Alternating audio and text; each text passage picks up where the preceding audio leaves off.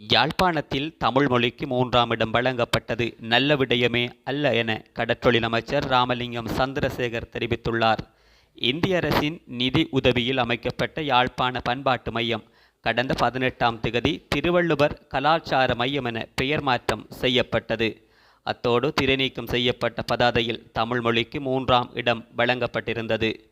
குறித்த விடயம் தொடர்பில் கடற்றொழில் அமைச்சர் ராமலிங்கம் சந்திரசேகரனிடம் இன்று ஊடகவியலாளர்கள் யாழ்ப்பாணத்தில் வைத்து கேள்வி எழுப்பிய போதே அவர் இவ்வாறு தெளிவுபடுத்தினார்.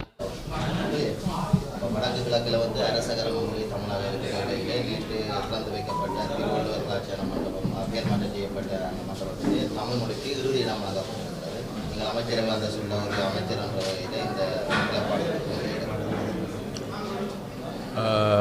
நன்றி.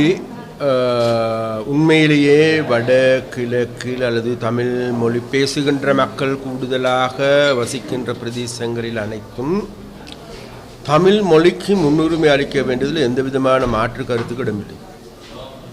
நாங்களும் கூட உங்களுக்கு தெரியும், எங்களுடைய அலுவலகத்தின் பதாகைகள் எடுத்துக்கொண்டாலும் சரி, எங்களுடைய போஸ்டர் இயக்கத்தை எடுத்துக்கொண்டாலும் சரி, எல்லாவற்றுக்கும் வடக்குக்கான தமிழ் மொழிக்கான முன்னுரிமை அளிக்கின்ற கட்சி.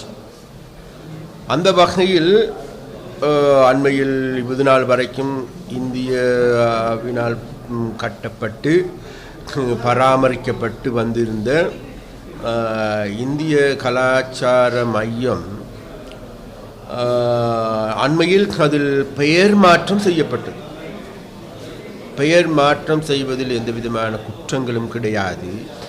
அந்த பெயர் மாற்றங்களின் பொழுதும் இங்கு இருக்கின்ற புத்திஜீவிகளிடம் கருத்துக்கள் கேட்கப்பட்டதா என்பது எனக்கு தெரியாது. உண்மையிலேயே அன்று அவ்விடத்திற்கு சென்று அந்த ரிமோட் கண்ட்ரோல் மூலமாக இயக்குகின்ற வரைக்கும் எனக்கும் தெரியாது இது எந்த வகையில் அமைந்திருக்கின்றது. திறந்ததன் பிறகு எனக்கே ஒரு அதிர்ச்சி ஏற்பட்டது. அதாவது திருவள்ளுவர் கலாச்சார மையம் எங்களுடைய தமிழ் மொழிக்கு 3ஆவது இடம் கிடைத்திருக்கிறது. 1வது ஸ்தானத்தில் இருக்க வேண்டிய வள்ளுவரை 3ஆவது ஸ்தானத்தில் வைத்திருக்கிறார். இது அவ்வளவு நல்ல விடயமல்ல என்பது ஒன்று. அது மாத்திரமல்ல, யாழ்ப்பாணம் என்பது அதனுடைய தனித்துவத்தை பாதுகாத்துக் கொள்ள வேண்டும் என்று நாங்கள் எண்ணுகிறோம். யாழ் பண்பாட்டு மையம் என்று வந்திருந்தால் அதைவிட அழகாக இருக்கும் என்று நான் நினைக்கிறேன்.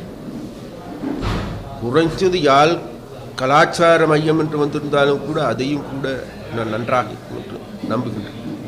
இருந்த போதிலும் கூட இதை செய்தவர்கள் யார் என்று உண்மையிலே எனக்கு தெரியாது. அதனால் உரிய அதிகாரிகளிடம் இது தொடர்பாக வினவ வேண்டும்.